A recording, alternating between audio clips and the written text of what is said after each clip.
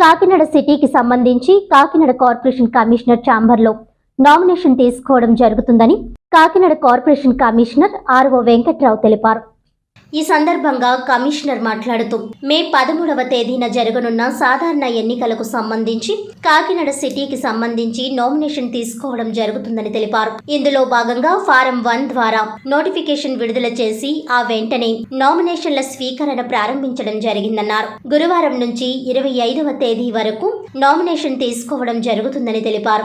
ఉదయం 11 నుంచి మధ్యాహ్నం 3 గంటల వరకు నామినేషన్లు స్వీకరిస్తున్నామని అన్నారు. 26వ తేదీన నామినేషన్ల పరిశీలన ఉంటుందని, 29వ తేదీ లోపు నామినేషన్లు ఉపసంహరించుకోవచ్చునని అన్నారు. కాకినాడ సిటీ నియోజకవర్గానికి సంబంధించి మిలిటరీ రోడ్లోని శారదాదేవి ఆలయ ప్రాంతంలోని నగరపాలక సంస్థ కార్యాలయం నామినేషన్లు స్వీకరిస్తామని అన్నారు. నామినేషన్లు స్వీకరించే ప్రాంతానికి 100 మీటర్ల విస్తీర్ణంలో ఆంక్షలు కొనసాగుతాయని స్పష్టం చేశారు. అభ్యర్థితో పాటు 5గురిని మాత్రమే లోపలకు అనుమతిస్తామని అన్నారు. ప్రభుత్వ పని దినాల్లో మాత్రమే నామినేషన్లు స్వీకరిస్తామని, ఫారం 2B, ఫారం 26లో నామినేషన్లు దాఖలు చేయాల్సి ఉంటుందన్నారు. వేసిన నామినేషన్లు, అఫిడవిట్లలో ఏమైనా మార్పులు చేర్పులు ఉంటే 26వ తేదీ స్క్రూటినీ లోపుగా సమర్పించాల్సి ఉంటుందని స్పష్టం చేశారు.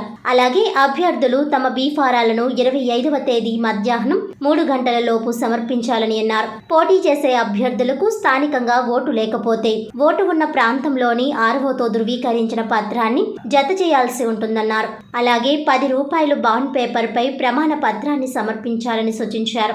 ఎస్సీ ఎస్టీలు ₹5,000, ఇతర అభ్యర్థులు ₹10,000 చొప్పున డిపాజిట్ సొమ్ము చెల్లించాల్సి ఉంటుందన్నారు. ఇతర సమాచారం కోసం నామినేషన్లు స్వీకరించే ప్రాంతం వద్దే హెల్ప్ డెస్క్ కూడా ఏర్పాటు చేశామని అన్నారు. ఏమైనా సందేహాలు ఉంటే సదరు హెల్ప్ డెస్క్ వద్ద మరింత సమాచారాన్ని పొందవచ్చునని అన్నారు. నెంబర్ 41 కాకినాడ సిటీ అసెంబ్లీ కాన్స్టిట్యున్సీకి సంబంధించి నామినేషన్ల రిసీవింగ్ అనేది ఈ రోజు నుంచి మొదలవుతుంది.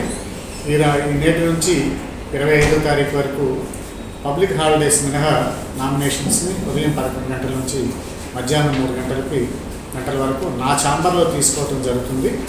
వారికి నామినేషన్ ఇష్యూ చేయడానికి మా ఛాంబర్లోనే మరొక రూమ్లో, ఇదే ఆఫీస్లో మరొక రూమ్లో వాళ్ళందరికీ హెల్ప్ డెస్క్ కూడా పెట్టడం జరిగింది.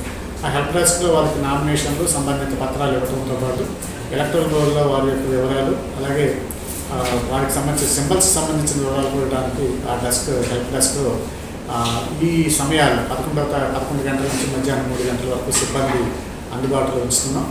ఎవరైతే నామినేషన్ వేయదలుచుకున్నారో వాళ్ళు వచ్చి ఆ నామినేషన్ సంబంధిత పత్రాలన్నింటినీ కూడా వాళ్ళు పొందొచ్చు.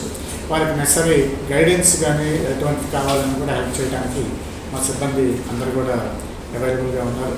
కాకపోతే నామినేషన్స్ ఇవ్వడానికి వచ్చినప్పుడు 100 మీటర్ల పరిధిలోకి ఇచ్చినటువంటి నిబంధనలు ఏవైతే ఉన్నాయో వాటిని కూడా తప్పనిసరిగా ఆ నిబంధనలు అందరూ గౌరవించాలి, పాటించాలి. వాటిని అమలు చేయడానికి గాను పోలీసు బృందాలు కూడా అన్ని జంక్షన్లో కూడా సిద్ధంగా ఉన్నారు.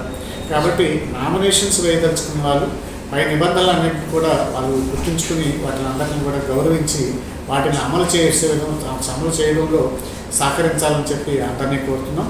దీనికి సంబంధించి ఇప్పటికే 2 సార్లు ఎవరైతే రాజకీయ పార్టీల ప్రతినిధులు ఉన్నారో వాళ్ళందరితో ఒక సమావేశాన్ని కూడా ఏర్పాటు చేసి పై వివరాలన్నీ నాతో పాటు స్థానిక డిఎస్పీ గారు కూడా వాళ్ళందరికీ వివరించడం జరిగింది. కాబట్టి అందరూ ఎవరైతే నామినేషన్ తలుచుకున్నటువంటి అభ్యర్థులు, రాజకీయ పార్టీలు అందరూ కూడా ఈ నిబంధనలు ఏవైతే ఉన్నాయో వాటిని అమలు చేయడంలో అందరూ కూడా దయచేసి సహకరించాలని చెప్పి ఈ సందర్భంగా అందరికీ విజ్ఞప్తి చేస్తున్నాం.